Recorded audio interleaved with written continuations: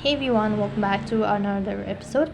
In today's video, I'll be showing you how you can sell stocks on Cash App. So in order to sell stocks on Cash App, all you have to do is follow the instructions as guided. Now first thing first, you need to launch the Cash App on your smartphone. So once you're logged in the bottom menu, you'll see an option labeled Investing tab on this to access your investment portfolio.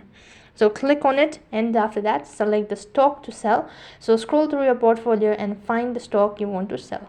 After that, tap the stock. So once you've selected the stock you want to sell, you'll see an option to either buy or sell.